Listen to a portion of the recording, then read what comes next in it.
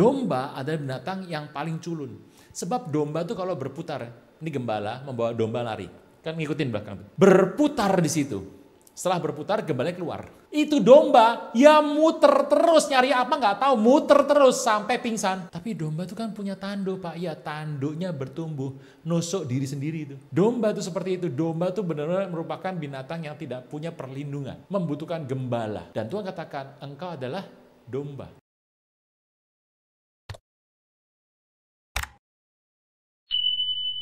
Shalom Bapak Saudara sekalian. Hari ini senang sekali boleh kembali lagi ke tempat ini. Bapak Ibu, ini yang pertama di tahun ini saya kesini. Puji nama Tuhan. Bapak Ibu, saya mau ingatkan Bapak Ibu lagi mengenai tahun 2033. Jadi bulan Juli 2013, seorang hamba Tuhan bernama Billy Wilson, tokoh Empower 21, sudah ganti nama menjadi Everyone. Orang itu mendapatkan pesan dari Tuhan untuk menyelesaikan amat agung di tahun 2033. Ini sebuah visi ya, bukan nubuatan. Sebuah visi untuk selesaikan amat agung di tahun 2033. Dia ngerti dan dia berusaha ngomong sama semua hamba Tuhan yang lain. Dia bicara sama hamba Tuhan itu mengerti, tapi tidak tahu caranya bagaimana. Jadi dia mulai bicara sama hamba Tuhan 1 tahun, 2 tahun, 3 tahun, 4 tahun, sampai 9 tahun. Di bulan Mei 2022, di Jakarta itu ada sebuah konferensi kecil yang bicara hamba Tuhan dari luar negeri, dan waktu itu bicara ternyata ada 3 orang yang menyampaikan hal mengenai 2033. Yang pertama pendeta Billy Wilson, seorang karismatik Pentakosta. Yang kedua Nicky Gamble, saya tahu Anda nggak akan tahu orang ini lah, saya juga nggak ngerti orang ini siapa kok. Nicky Gamble seorang Vatikan. Yang ketiga adalah pendeta Rick Warren, Anda mungkin tahu orangnya, tinggi besar dari Saddleback. Dia seorang Protestan. Pentakosta, Anglikan, Katolik, dan Protestan. Mendapatkan visi yang sama untuk menyelesaikan amanat agung di tahun 2033. Anda mungkin bertanya sama saya, Pak, 2033 jadi apa? Kalau Anda melihat di tahun 2033, itu adalah perayaan 2000 tahun Tuhan Yesus naik ke sorga, perayaan 2000 tahun Roh Kudus dicurahkan. Bapak Ibu, Anda mengerti ulang tahun gereja ini kapan? Tidak apa-apa, kalau tidak mengerti nggak usah, nggak apa-apa Bapak Ibu. Namanya juga ulang tahun gereja mah nggak terlalu penting ya. Yang penting gereja semuka bumi ulang tahunnya pasti di pencurahan Roh Kudus Pentakosta. Bapak Ibu, itulah yang terjadi di tahun 2033. Kalau ditanya akan jadi apa? Saya mau katakan 2033 Tuhan bisa datang. Pasti datang nggak Pak? Ya nggak tahu, pastinya kapan saya nggak tahu. Tapi bisa. Maybe yes, maybe no, gitu. Jadi Bapak Ibu harus tahu di 2033 kita diminta untuk melakukan sebuah perkara yang Tuhan inginkan. Bapak Ibu, dalam gereja Tuhan itu ada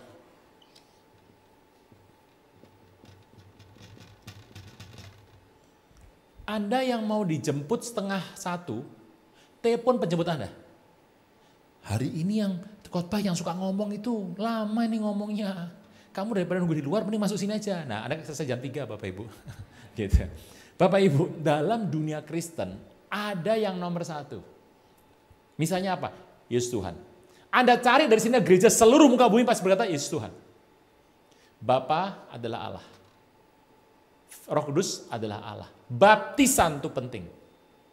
Perjamuan kudus itu penting. Anda cari semua gereja pasti sama, mengatakan itu yang penting. Tetapi yang nomor 2, Anda berkata baptis penting ya. Saya mau tanya, baptis caranya gimana? Saya percaya baptis selam. Tapi apakah saya berani bicara? Kalau nggak baptis selam nggak selamat. Bapak Ibu gimana tuh? Anda mau bicara di depan sini bahwa nggak baptis selam nggak selamat? Bapaknya baptis dengan bendera. Bagaimana dipercik? Nah ya Bapak Ibu. Caranya tiap-tiap gereja berbeda-beda. Nomor 2 tuh. Yang nomor 3, wah itu lebih macam-macam lagi. Misalnya akhir zaman. Nah nomor 3 tuh akhir zaman. Saya udah belajar akhir zaman sudah banyak Bapak Ibu. Setahu saya Tuhan datang ke muka bumi itu porsinya ada 8 sampai 14 pengajaran. Dalam 8 itu beda-beda semuanya. Gitu, beda. Jadi Bapak Ibu Anda tahu pengajaran yang penting yang mana? Masing-masing gereja pilih sendiri. Tetapi Tuhan punya visi. Kita tinggalkan yang ini dan ini kepada masing-masing gereja. Sekarang Anda mengejar yang ini, yang penting. Bapak Ibu, engkau dan saya harus jadi penginjil loh. Kita harus pergi beritakan kabar baik kepada banyak orang di muka bumi ini. Sebab Bapak Ibu Anda mengerti sebuah penuaian besar, karena berdoa untuk penuaian besar toh. Penuaian besar itu pasti terjadi, dimulai dengan goncangan yang besar. Dan goncangan besar itu terjadi di 2025 sampai 2030 tuh, terjadinya. Bapak Ibu, dalam goncangan itu Tuhan hendak supaya engkau dan saya pergi jadi penginjil.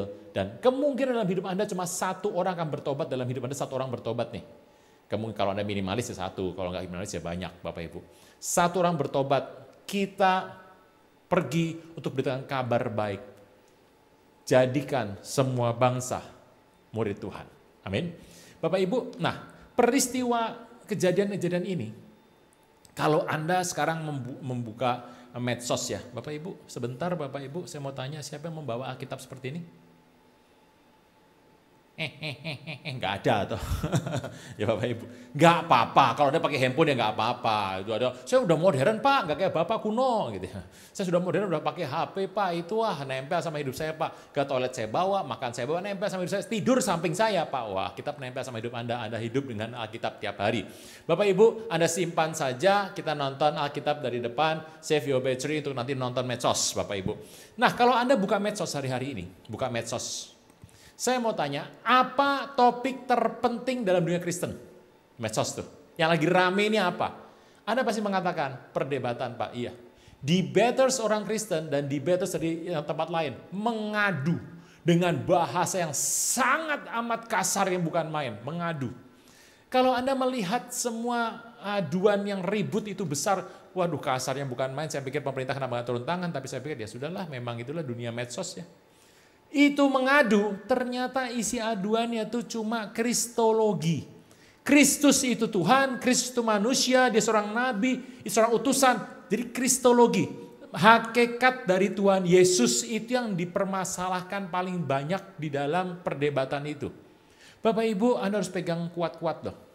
Hari ini saya menyarankan Bapak Ibu untuk membaca Alkitab setiap hari. Setiap hari. Amin. Setiap hari. Tuh. Baca Alkitab setiap hari dari depan sampai belakang. Kalau udah habis mulai dari depan sampai belakang lagi. Terus diulang sampai peti diketok-tok gitu. Anda harus membaca Alkitab supaya Anda membaca Alkitab. Engkau seperti tanah. Membaca Alkitab seperti sebuah benih jatuh. Bercampur dengan tanah dan bertumbuh. Firman itu potensial. Jadi potensinya ada. Di firman itu ada potensinya. Kalau ini Anda membaca dan Anda melakukannya akan terjadi. Bapak Ibu, hari-hari ini Anda membaca buku Great Reset tahun 2005-2030. Penulisnya Klaus Schwab. Great Reset warnanya biru bukunya. Dijual di Indonesia kalau nggak salah. Penulisnya Klaus Schwab sudah masuk penjara, sudah dikorupsi itu, masuk penjara. Jadi dia tuh menulis Great Reset yang akan terjadi sampai 2030. Ini porsi yang terjadi ini akan mengubah dunia. Polanya akan diubah di dunia ini. Jadi pola berubah itu, Anda harus mengikuti perubahan terjadi. Sulit Pak? Iya. Anda ikuti tetapi kadang-kadang kita melihat firman itu lebih cepat, lebih dulu daripada buku Great Reset. Bapak Ibu, yang terjadi adalah ternyata Tuhan itu sudah memberikan konsep-konsep di Alkitab. Misalnya Tritunggal aja. Kalau Anda tanya sama saya, Pak, di manakah ada kata Tritunggal di Alkitab? Oh, enggak ada. Enggak ada. Secara eksplisit enggak ada. Tetapi Tuhan memasukkan konsep Tritunggal dari kitab 66 kitab ya. 39 PL, 27 PB. Ada yang bilang ada 73, 81, 88, macam-macam lah. 66 kitab itu sudah selesai ditulis, Tuhan memasukkan konsep Tritunggal di semua kitab. Di kata-katanya Tuhan masukkan konsep Tritunggal. Tritunggal adalah merupakan sebuah konsep yang mengisi, menyelimuti isi Alkitab. Bapak Ibu, kalau saya mendengar perdebatan orang berkata, carikan aku di Alkitab, di mana Tuhan berkata, akulah Tuhan, sembahlah aku. Walah, dia meminta sebuah hukum, sebuah budaya yang bukan budaya Yahudi. Anda ngerti budaya Yahudi tuh Bapak Ibu? Kalau Anda nyetir ke sebelah timur deh, ke Jogja. Sampai Jogja sudah malam. Anda mau ke rumah Pak RT. Aduh, rumah Pak RT di mana ya? Itu ada bapak-bapak, tanya bapak itu, Pak. Nggih Mas. Rumah Pak RT di mana? Anda lihat baik-baik. Rumah Pak RT di mana? Bapak itu bilang, oh dia mulai membungkuk. Kemudian pakai ini nih. Monggo. Kenapa dia nggak begini? Sono rumah itu, tuh sono.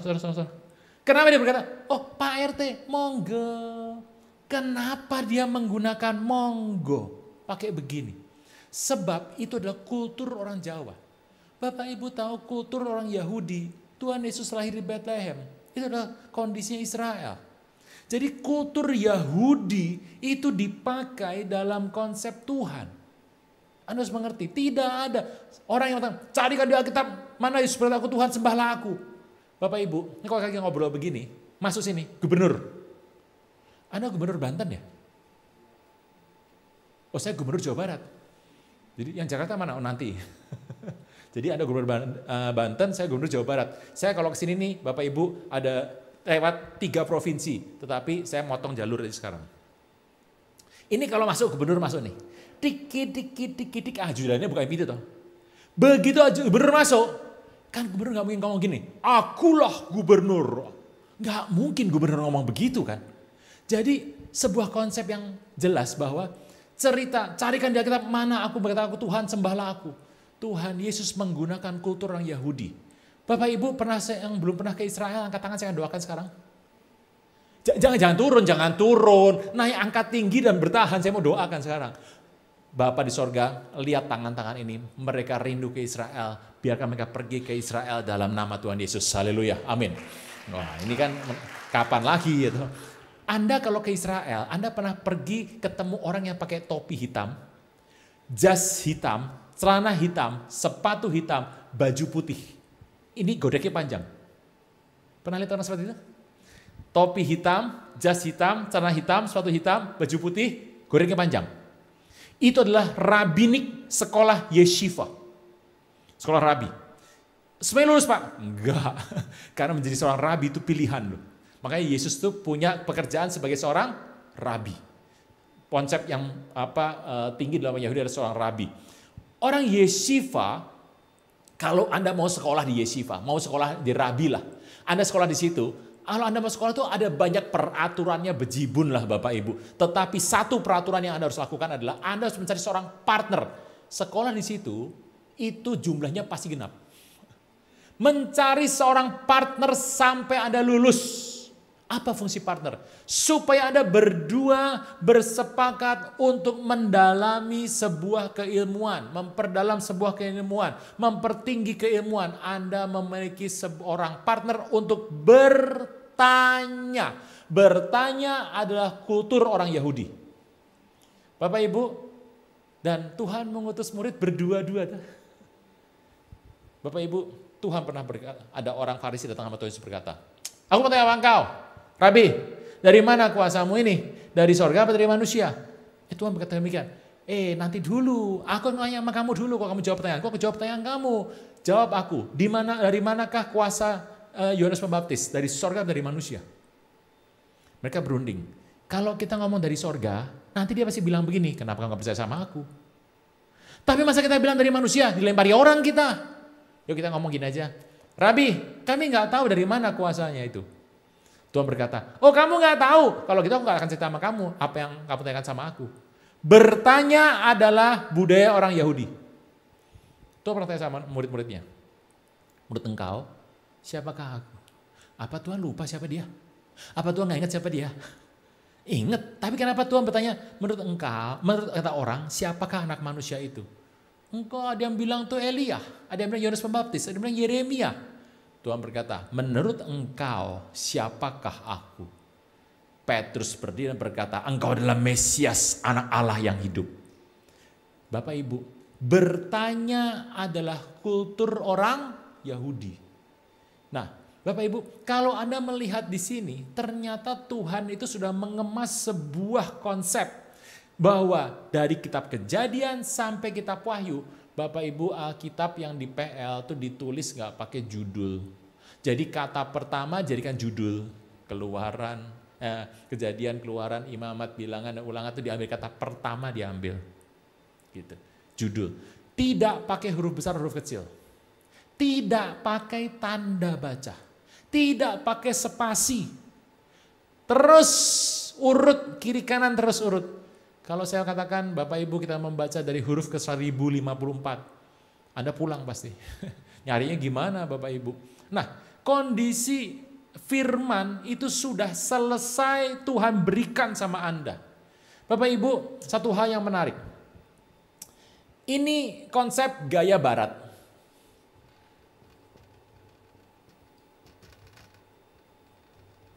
Bapa, Firman, dan Roh Kudus. Bapa itu bukan firman. Anda tahu Bapa bukan firman. Firman juga bukan Roh Kudus. Anak bukan Roh Kudus sama sekali. Anda tahu Bapa juga bukan Roh Kudus. Jadi Bapa bukan firman, firman bukan Roh Kudus bukan Bapa. Tetapi firman, Bapa, dan Roh Kudus ketiganya adalah ilahi. Anda angkat tangan kalau boleh. Siapa yang baru lihat gambar ini pertama kali yang saya baru gambar tadi? Angkat tangan. Oh udah semua, pulang aja Bapak Ibu. Angkat tangan Bapak Ibu yang baru lihat pertama kali. Oke, ini gaya barat.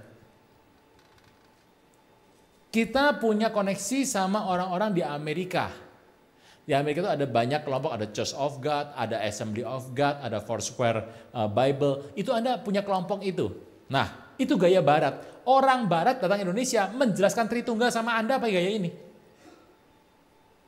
Tetapi kalau saya gaya timur, saya lebih suka pasang Yohanes 8 ayat 42. Ini Bapa nih. Bapa punya firman, Bapa punya Roh Kudus gitu ya. Nih Bapa. Firman tuh datang dan keluar dari Bapa. Gitu. Firman tuh ini firman datang dan keluar dari Bapa. Oke? Yohanes 8 ayat 42. Oke. Jikalau Allah adalah Bapamu, kamu akan mengasihi aku sebab aku keluar dan datang dari Allah. Firman begini. Roh Kudus juga sama. Yohanes 15 ayat 26. Roh Kudus datang dan keluar dari Bapa. Tuh, gitu.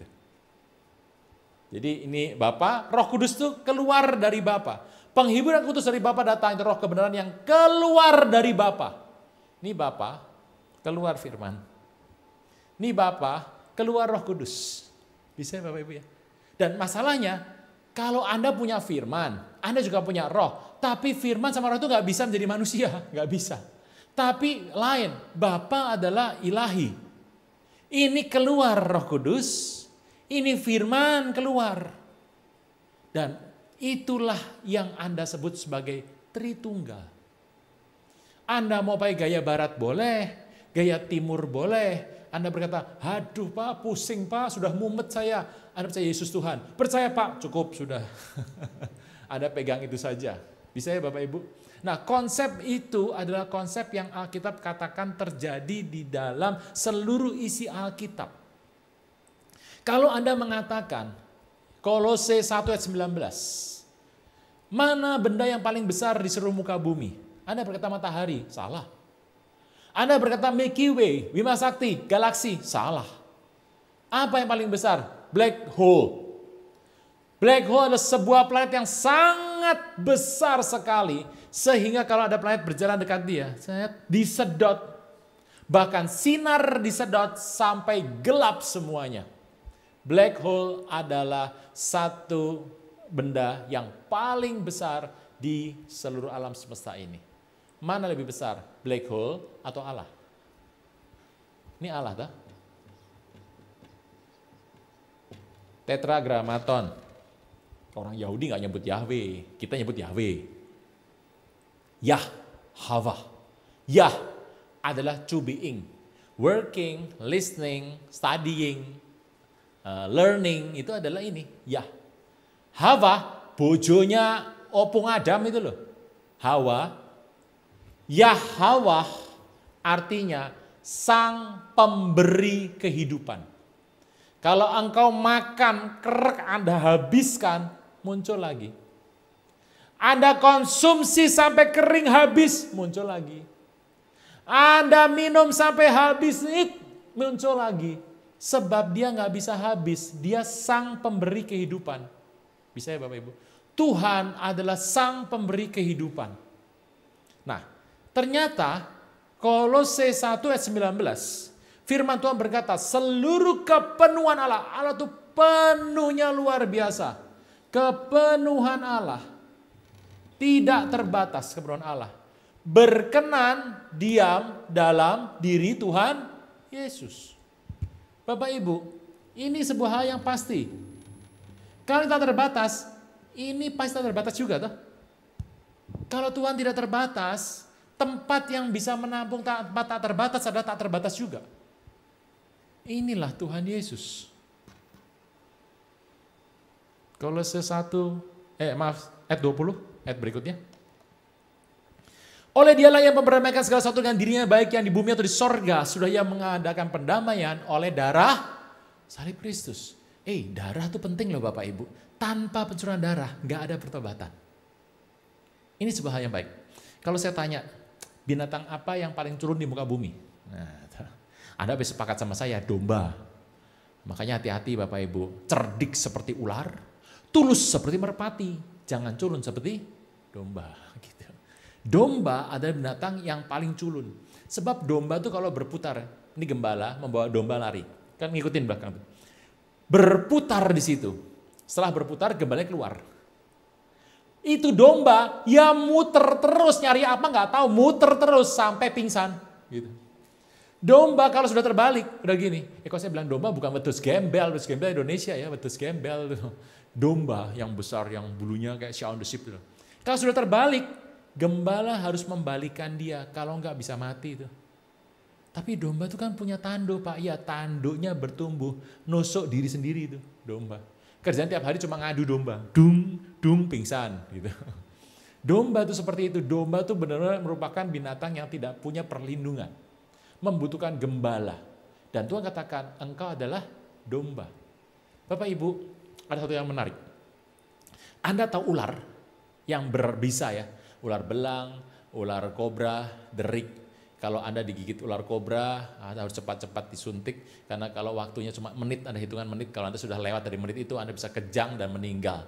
Bapak Ibu, untuk membuat anti serum bisa ular, itu peneliti mengambil dari darah domba. Saya ngerti, kok bisa begitu ya? Darah domba diambil, dibuatlah anti serum bisa ular. Ternyata darah domba bisa menetralkan bisa ular. Bapak Ibu, itu hal yang menarik Alkitab banget tuh. Anda dan saya sudah berdosa. Dan kuasa dosa pasti membawa kematian. Tetapi dicurahkan dari salib darah anak domba. Barang siapa menerima Tuhan Yesus akan hidup kekal sampai selama-lamanya. Amin. Bapak Ibu, peristiwa itu penting. Dan peristiwa itulah yang Tuhan katakan bahwa keselamatan sampai ke ujung muka bumi. Kolose 2 ayat 9, Kolose 2 ayat 9. Firman Tuhan berkata, sebab segala kepenuhan jasmaniah, yang jasmaniah dan non jasmaniah berdiam dalam dia. Dia siapa? Tuhan Yesus. Bapak Ibu, kalau Anda melihat nama Yesus itu nama yang luar biasa sekali. Saya punya 10 pertanyaan kalau saya sampai surga nanti. Kita sama-sama ke surga toh? Amin, sudah sama-sama gitu. Kalau sampai surga saya ada 3 pertanyaan yang utama, ada 7 hal yang gak penting. 3 hal itu diantaranya saya mau bertanya, Bapa, izinkan aku melihat Tritunggal dong, supaya aku boleh mengerti keindahannya, mengerti kedalamannya. Kalau Tuhan berkata, gak boleh, ya sudah gak apa-apa, gak maksa saya. Bapak Ibu, tapi itulah rencana Tuhan yang besar. Tuhan itu ingin supaya engkau mengalami selamat dalam nama Tuhan Yesus. Bapak Ibu, ini penting. Roh Kudus, Bapa dan Anak menggunakan satu nama untuk keselamatan. Isi Alkitab. Anda tanya, Bapak namanya siapa? Nama Tuhan yang asli, saya nggak tahu. Yuk kita lihat yuk, Yohanes 17 ayat 11. Ini menarik Bapak Ibu, Yohanes 17 ayat 11. Firman Tuhan, kenapa sih nama Yesus yang dipakai? Aku gak ada lagi dalam dunia, tapi mereka bisa dalam dunia. Aku datang kepadamu ya Bapa yang kudus. Peliharalah mereka dalam namamu, yaitu namamu yang telah kau berikan kepadaku. Namaku siapa? Namamu yang kau berikan kepadaku. Namaku Yesus toh. Namamu siapa? Yesus. Roh Kudus. Yohanes 14:26. Yohanes 14:26. Ini juga bicara hal yang sama. Tetapi penghibur itu Roh Kudus yang diutus Bapa dalam. Roh Kudus datang pakai nama siapa? Yesus. Saya ke Babah Alyong membeli material. Batu bata, pasir, semen, palu, dan paku. Saya bayar semuanya, saya bawa masukkan mobil, saya bawa pulang. Sampai di rumah saya mulai untuk membangun. Waktu saya membangun lah, palunya mana? Wah ketinggalan, saya panggil Ujang. Jang, kadia Jang. Datang. Ayah naon, ada apa? Kamu ke Babah Alyong, itu palu saya sudah dibayar ketinggalan. Kamu ke sana ya cepetan pergi ambil palu saya. Oke? Siap Agan. Pergi ke Babah Alyong. Mbak Alyong, ada apa? Palu ketinggalan. Mbak Alyong tanya, siapa? Aruna. Dikasih tuh. Apakah dia namanya Aruna? Bukan. Tapi dia datang pakai nama saya. Bapak Ibu. Roh Kudus datang pakai nama Yesus. Anak datang pakai nama Yesus. Bapa memberikan namanya kepada Yesus, nama dia sendiri, Yesus. Tritunggal, Bapa, Firman, Roh Kudus menggunakan satu nama Yesus untuk keselamatan. Bapak Ibu, di Indonesia nama Yesus menurut BPS, Biro Pusat Statistik, cuma ada 2 orang. Menurut saya 2 orang sudah ganti nama nih, takut dibully. Gitu. Tetapi kalau Anda pergi ke Amerika Latin, Meksiko, Argentina, kemudian Ekuador, itu ada melihat nama Yesus di situ. Brazil itu 25 juta itu. Di Filipina aja nama Yesus ada 100.000 lebih. Nama Yesus yang dipakai. Kalau tanya sama saya, siapa nama Tuhan? Nama Tuhan yang asli, nanti kalau ketemu sama Tuhan, kalau Anda ketemu loh sama Tuhan, ya pasti ketemu toh. Halo? Tidur semua pulang lah. Sudah ketemu toh? Kalau Anda ketemu, tanya sama Tuhan namanya siapa. Tetapi di muka bumi, Tuhan menggunakan nama Yesus. Yuk kita buktikan. Yohanes 19 ayat 30. Yohanes 19 ayat 30. Yesus minum anggur asam dan berkatalah ia, sudah lunas. Saya menggunakan kata sudah lunas ya, karena sebab itu pertukaran sebuah transaksional. Sudah selesai atau sudah lunas, ia menurunkan kepalanya dan menyerahkan nyawanya. Dalam bahasa Greka ditulis tetelestai. Bahasa Greka. Yesus pakai bahasa apa? Pakai Aramik. Yesus pakai Aramik. Dia nggak mungkin ngomong tetelestai gitu ya. Tapi ditulis dalam lingua franca. Itu adalah bahasa yang dipakai semuka bumi. Bahasanya adalah Yunani. Itu pakai kata tetelestai. Saya waktu membaca kata sudah selesai, sudah lunas tetelestai, dulu saya bilang tetelestai itu salah. Yang benar itu harusnya teteleska. Bukan yang ini. Saya bilang yang ini dong, teteleska dong. Sebab tetelestai itu artinya dia telah selesaikan. Tetapi kalau ini artinya aku telah selesaikan. Bagi saya dulu yang benar ya ini. Teteleska, ya toh. Telah selesai, tapi aku maksudnya aku, Tuhan Yesus aku. Bukan yang ini. Tetapi setelah saya membaca firman berkali-kali, saya baru ngerti ternyata kata ini tidak pernah ada. Yang dipakai ini. Lah, Bapak Ibu bisa melihat nggak konsep Tritunggal di situ? Kelihatan tuh di sini? Pusing Pak. Wah salah, bait yang kedua. Menit ibadah pertama. Yang pertama saya juga ngomong yang sama. Gitu. Tetelestai. Dan itu dituliskan tetelestai. Konsepnya, dia telah selesaikan. Dia siapa? Tuhan mengatakan, aku dong, aku yang menyelesaikan aku. Bukan, Tuhan pakainya ini. Dia telah selesaikan. Yesus telah selesaikan. Berarti, Bapa, Firman, dan Roh menyelesaikan isi Alkitab dengan satu nama yang terkenal di muka bumi. Nama Yesus Kristus Tuhan. Oleh nama itu, di muka bumi, engkau dan saya beroleh selamat. Kisah ini ditulis Alkitab.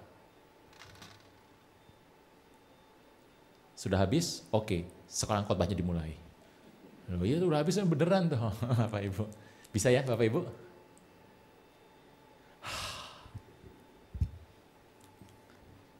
Kejadian 1 ayat 1. Kejadian 1 ayat 1. Pada mulanya Allah menciptakan langit dan bumi. Kata pada mulanya jadikan sebagai judul kitab Kejadian. Allah menciptakan langit. Jamak loh. Jamak itu samayim. Jamak, im itu jamak. Kerub satu kerub, kerubim banyak kerub. Seraf satu, serafim banyak. Iim anaknya banyak.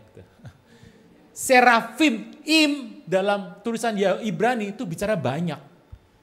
Tuhan menciptakan wa'et samayim, wa'et eretz. Di bumi cuma satu, berkat bumi cuma satu. Anda mau tahu berkat bumi apa saja? Oh saya punya banyak uang Pak, punya banyak mobil Pak, punya banyak pesawat Pak, kapal saya punya, tambang saya punya, wah itu hutan saya punya Pak, rumah gak usah dihitung Pak, hotel banyak di mana-mana Pak. Itu cuma satu. Cuma satu itu. Tetapi Tuhan katakan di langit itu banyak tingkatnya. Anda bilang sorga, Anda mau meninggal, nanti kalau aku meninggal mau masuk sorga. Mana sorga Anda? Sorga Anda dan saya adalah langit baru, bumi baru. Langit baru dan bumi bukan sorganya Tuhan Yesus. Sorga itu punya Tuhan. Tapi sorga Anda dan saya adalah langit baru, bumi baru. Bisa ya Bapak Ibu ya? Nah, konsep itu, Bereshit. Tuhan sisipkan konsep di antara Bereshit. Bereshit. Pada mulanya. Pada mulanya.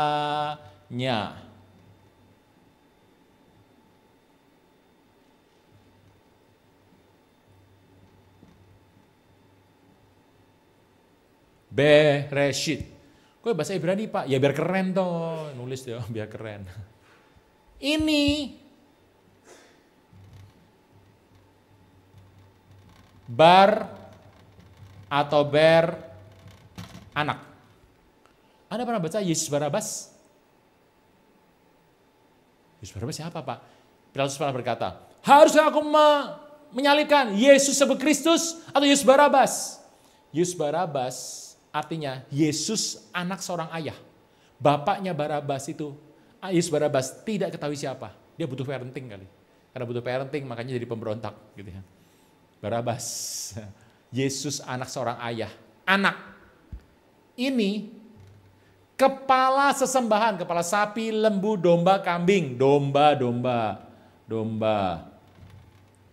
Ini Tuhan.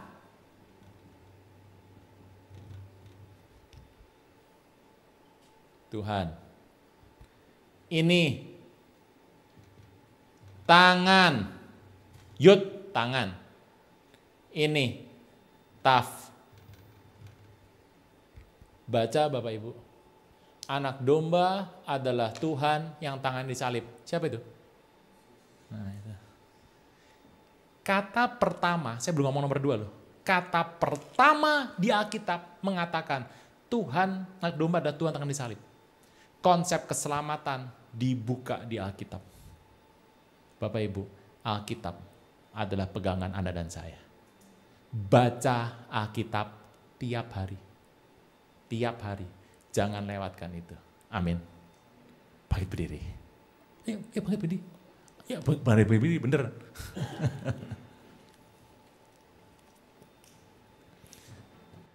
How great is our God. Sing with me, how great is our God. Oh, we sing, how great is our God. How great is our God. Sing with me, how great is our God. Oh, we sing, how great is our God.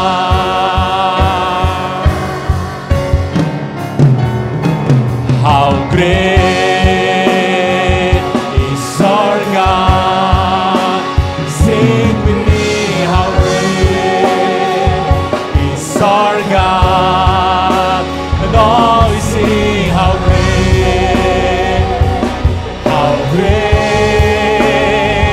is our God.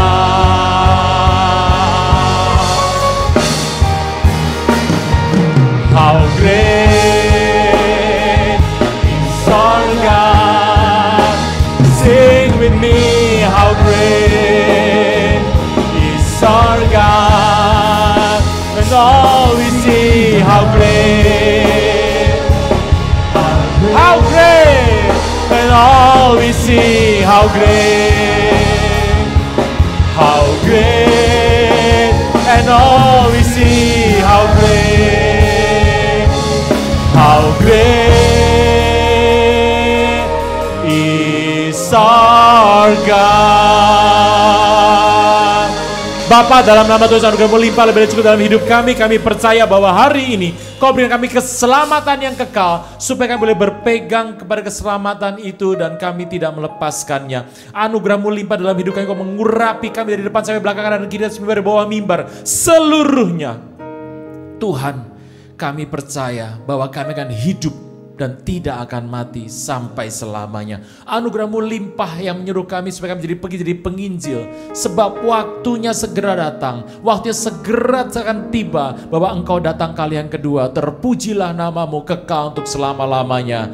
Terpujilah Engkau Tuhan Yesus. Di dalam nama Tuhan Yesus, yang percaya boleh berkata amin. Beri kemuliaan buat Tuhan Yesus. Haleluya.